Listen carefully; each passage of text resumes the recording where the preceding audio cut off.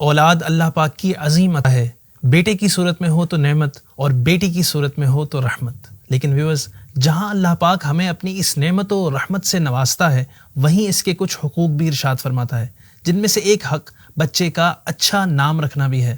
جی ہاں، اچھا نام پیرنٹس کی طرف سے بچے کے لیے سب سے پہلا تحفہ ہے، جسے بچہ عمر بھر اپنے سینے سے لگائے رکھتا ہے، یہاں تک کہ قیامت کے دن اسی نام سے اسے پکارا جائے گا۔ تو ویورز، آج کی ویڈیو میں بات ہوگی how to name a child, یعنی بچے کا نام کیسے رکھیں۔ ہمارے پیارے نبی صلی اللہ علیہ وآلہ وسلم نے فرمایا، آدمی سب سے پہلا تحفہ اپنے بچے کو نام کا دیتا ہے، اس لیے اسے چاہیے کہ اچھا نام رکھے۔ ایک اور حدیث میں فرمایا، بے شک قیامت کے دن تم اپنے اور اپنے باپ دادا کے ناموں سے پکارے جاؤ گے، لہٰذا اپنے اچھے نام رکھا کرو۔ تو سب سے پہلے یاد رکھیں کہ بچے کا اچھا نام رکھنا پیرنٹس کی سب سے پہلی ذمہ داری ہے۔ لیکن ناؤ اڈیز ہماری سوسائٹی میں لوگ خود اپنے بچوں کا نام رکھنے کے بجائے دوسرے رشتہ داروں پر یہ ذمہ داری ڈال دیتے ہیں جو خود علم دین سے دور ہوتے ہیں، اور بچوں کے ایسے نام رکھ دیتے ہیں جو شرعاً ناجائز ہوتے ہیں، یا جن کے کوئی میننگ نہیں ہوتے، یا پھر اچھے میننگز نہیں ہوتے۔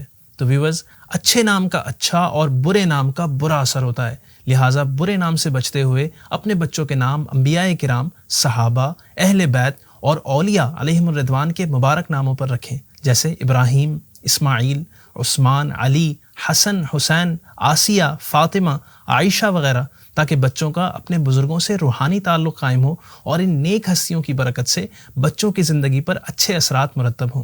اچھا نام کیا ہے؟ اچھا نام وہ ہے جو بے معنی یعنی میننگ لیس نہ ہو، جیسے بدھوا، پپو وغیرہ، اور نام میں فخر و تکبر نہ پایا جائے، جیسے بادشاہ، شہنشاہ وغیرہ، اور نہ برے معنی ہو، جیسے عاصی، ابتر وغیرہ۔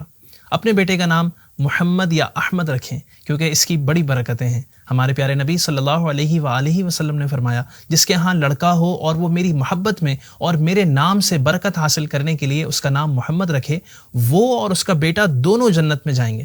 لیکن یاد رہے کہ محمد یا احمد نام رکھ کر پھر اس کی تعظیم بھی کریں، یعنی اس نام کے ساتھ کوئی نیگیٹو بات ذکر نہ کریں، جیسے عام طور پر لوگ بے دہانی میں کہہ دیتے ہیں، نعوذ باللہ، محمد نماز نہیں پڑھتا، احمد جھوٹا ہے وغیرہ۔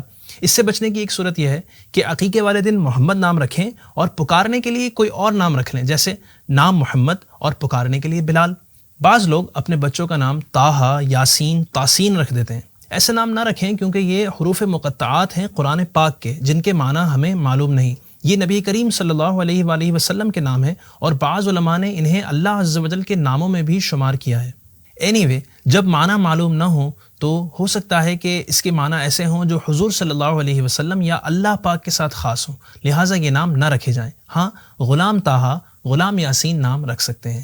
اللہ پاک کے وہ صفاتی نام، ایٹریبیوٹیو نیمز، جن میں ایسی صفات کا ذکر ہو جو اللہ پاک ہی کی شان کے لائق ہوں، ان میں لفظ عبد کا استعمال ضروری ہے، جیسے رحمان۔ اس میں رحمت میں بہت زیادہ مبالغہ ہے، تو کسی کا نام صرف رحمان نہیں رکھ سکتے، بلکہ عبد الرحمن نام رکھیں۔ اسی طرح اللہ پاک خالق ہے، رازق ہے، لہٰذا بچے کا نام خالق نہیں بلکہ عبد الخالق رکھیں۔ اسی طرح رزاق یعنی بہت زیادہ رزق دینے والا، تو عبد الرزاق نام رکھیں۔ نام کو بگاڑ کر کوئی نک نیم نہ بنائیں، جیسے بلال کو بلو، بلا پکارنا، رضوان کو رجو کر دینا۔ سنت یہ ہے کہ بچے کا نام 7ویں دن رکھا جائے، بچے کا نام رکھا جائے، سر مونڈا جائے اور عقیقہ کیا جائے۔ ویورز، بعض لوگ قرآن پاک سے نام نکالتے ہیں اور وہ اس طرح کہ بس قرآن پاک کھولتے ہیں اور جو لفظ سامنے نظر آیا وہ نام بچے کا رکھ دیتے ہیں۔ یہ طریقہ بالکل درست نہیں، اس سے خود بھی بچیں اور دوسروں کو بھی ایجوکیٹ کریں کہ یہ نام رکھنے کا اسلامی طریقہ نہیں ہے۔ اگر پیرنٹس خود سے کوئی نام نہیں رکھ سکتے، نام کے معنی نہیں معلوم یا اس بارے میں علم نہیں، تو کسی عالم دین سے رابطہ کریں اور ان سے درخواست کریں کہ وہ کوئی نام تجویز کریں۔